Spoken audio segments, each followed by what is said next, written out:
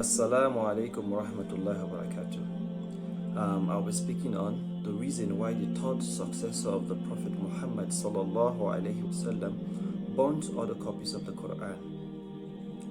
First of all, the non-Muslims have said because he burnt the Quran, other copies of the Quran, that means there were discrepancies somewhere, and that means the preservation of the Quran is problematic.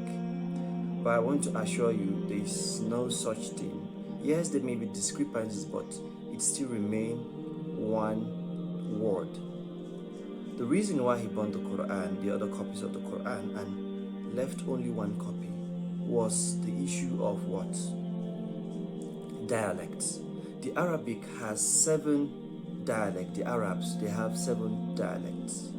And these dialects, their tongues are different. The way they pronounce a particular letter or a word is different.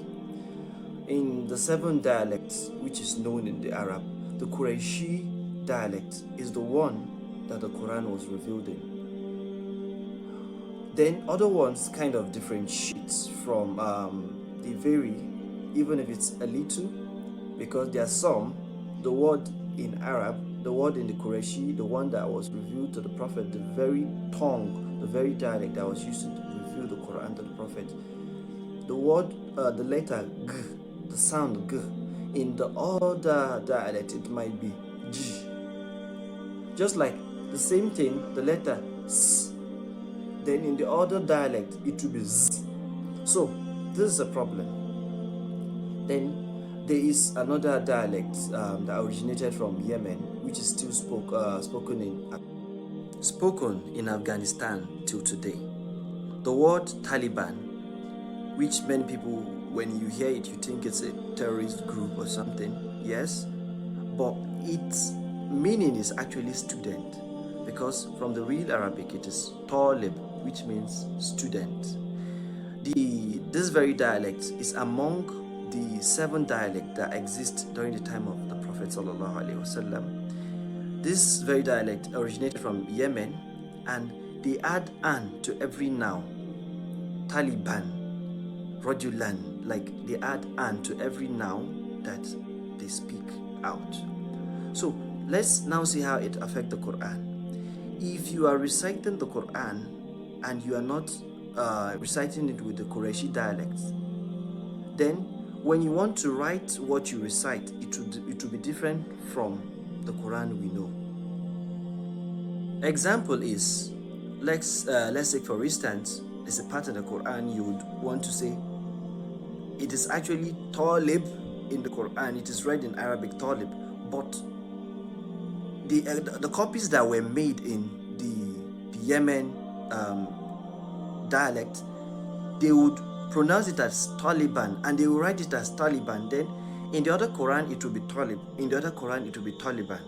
Then they start, there are now differences. I'll give a perfect example from a perspective in Nigeria.